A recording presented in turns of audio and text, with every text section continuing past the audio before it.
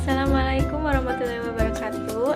Perkenalkan, nama saya Septi Maritza dengan nomor induk mahasiswa 2119200019 dari kelas 2B Biologi dengan mata kuliah Anatomi Tumbuhan. Nah, baik, di sini saya akan menjelaskan tentang 3 materi. Yang pertama adalah pengertian stomata, yang kedua ada proses membuka dan menutupnya stomata, dan yang ketiga ada faktor yang mempengaruhi membuka dan menutupnya stomata. Nah, baik, kita akan memulai materi yang pertama. Yang pertama ada pengertian stomata. Apa sih yang dimaksud stomata itu? Nah, istilah stomata berasal dari bahasa Yunani yaitu stoma, yang berarti mulut. Hal ini bisa mengacu pada stoma yang berarti celah atau mulut, dan bisa juga mengacu pada bentuk mata yang seperti membuka dan menutup. Nah, ini merupakan contoh dari bentuk stomata yang membuka dan stomata yang menutup. Ada bagian-bagian stomata yaitu nukleus, kloroplas, vakuola, guard sel atau sel penjaga, dan sel wall atau dinding sel. Materi yang kedua yaitu proses atau mekanisme membuka dan menutupnya stomata. Nah, jadi mekanisme membuka dan menutupnya stomata itu berdasarkan suatu perubahan turgor, dan perubahan turgor itu ialah akibat dari perubahan nilai osmosis dari isi sel penutup. Pada dasarnya stomata akan membuka apabila turgor sel tinggi, dan stomata akan menutup apabila turgor selnya atau sel penutupnya menjadi rendah. Pada saat turgor sel penutup tinggi, maka dinding sel penutup yang berhadapan pada celah stomata akan tertarik ke belakang, sehingga celah menjadi terbuka.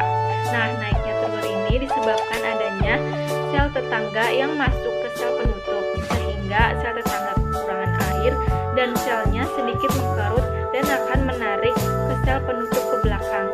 Nah, sebaliknya, pada faktor turgor sel penutup turun yang disebabkan kembalinya air dari sel penutup ke sel tetangganya, sel tetangga akan mengembang dan mendorong sel penutup ke depan sehingga stomata menutup.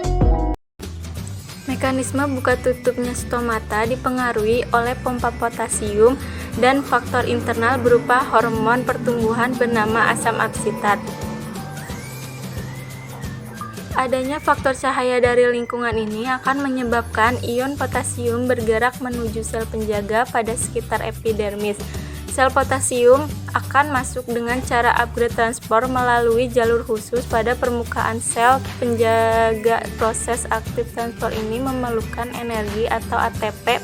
Peningkatan ion potasium pada sel penjaga menyebabkan perubahan pati menjadi malat di dalam sitoplasma sel penjaga. Hal ini akan menyebabkan potensial air dalam sel menurun sehingga air dapat masuk ke dalam sel penjaga melalui mekanisme osmosis. Air yang masuk ke dalam sel penjaga akan mempengaruhi bentuk sel sehingga stomata akan membuka, dan pada sore hari hingga malam hari ketika sinar matahari mulai meredup, ion potasium akan keluar dari sel penjaga sehingga malat di dalam sitoplasma kembali menjadi pati. Hal ini mengakibatkan potensi air dalam sel menjadi naik dan air akan meninggalkan sel penjagaan sehingga bentuk sel kembali seperti semula dan stomata kembali menutup. Lanjut dengan materi yang terakhir yaitu faktor yang mempengaruhi mekanisme atau proses membuka dan menutupnya stomata. Yang pertama ada temperatur atau sering disebut dengan termonasti. Nah, temperatur ini disebabkan oleh rangsangan suhu. Oleh sebab itu, akan meningkatkan laju respirasi sehingga kadar CO2 pada tumbuhan tersebut akan terbuka. Begitu juga sebaliknya.